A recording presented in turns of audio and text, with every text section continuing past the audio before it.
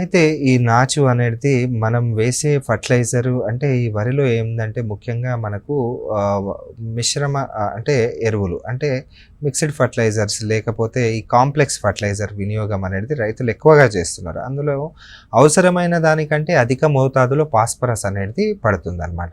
20-20లు వినియోగించడం గానీ 20-20 వినియోగించడం ద్వారా ఏంటిదంటే మనకు మనకు శాస్త్ర ప్రకారం అంటే మన దీన్ని శాస్త్రవేత్తలు చెప్తున్న దాని ప్రకారము ఒక ఎకరాకి 52 కిలోల డీఏపీ, 88 కిలోల యూరియా మరియు 26 కిలోల మ్యూరేట్ ఆఫ్ పొటాష్ అయితే దానికి సరిపోతుంది. కానీ ఇది కాకుండా కొద్ది వరకు ఈ మిక్స్డ్ అంటే ఈ కాంప్లెక్స్ ఫర్టిలైజర్స్ వాడడం వల్ల ఏంటిదంటే అవసరమైన దానికంటే అధిక మోతాదులో ఫాస్ఫరస్ ఫర్టిలైజర్ పడుతుంది.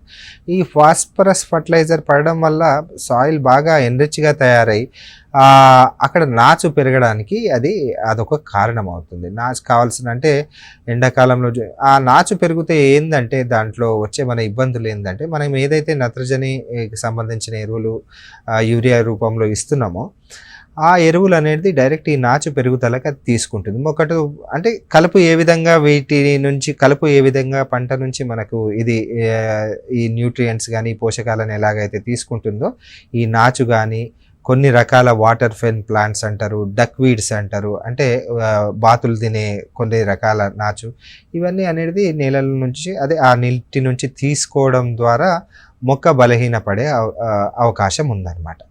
సో వీటిని నివారణకు కూడా కాపర్ సల్ఫేట్ అనే మందు అనేది ఉంది. వాటిని మనము పిచికారీ లేకపోతే ఇరిగేషన్ వాటర్తో పాటు అవన్నీ మనము బ్రాడ్కాస్ట్ చేసుకుంటే మనం ఈ నాచును అనేది చాలా వరకు అరికట్టవచ్చు. లేదు ఇవన్నీ రసాయనాలు వాడదలుచుకోలేకపోతే నీటిని కొద్దిగా ఆరగట్టి లేకపోతే నీళ్ళల్లోనే వాటిని ట్రాంప్లింగ్ అనమాట, అంటే మన కూలీల సాయం చేత మళ్ళీ వాటిని నీళ్ళల్లో ఇంకేటట్టు చేసుకుంటే వాటిలో చాలా మంచి పోషకాలు ఉంటాయి. అవి డీకంపోజ్ అయ్యి చివికి వాటిలో పోషకాలు నేలకు లభ్యమై అది మళ్ళీ మొక్క పెరుగుదలకు కూడా సాయం చేస్తుంది.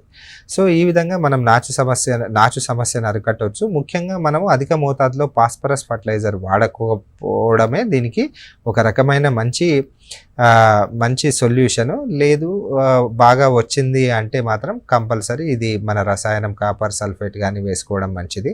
లేని పక్షాన మనము నీళ్లు కొద్దిగా ఆరగట్టి మరి అది నాచంతా నీళ్ళకి ఇంకినప్పుడు అప్పుడు మనుషుల ద్వారా నడిపించి కానీ అవన్నీ చేస్తే కానీ అది నీళ్ళలో అది కలియదున్నట్టయి మళ్ళీ తిరిగి నీళ్ళలో కలిసిపోయి మనకు నాచు సమస్య అనేది తీవ్రం కాకుండా చూస్తుంది.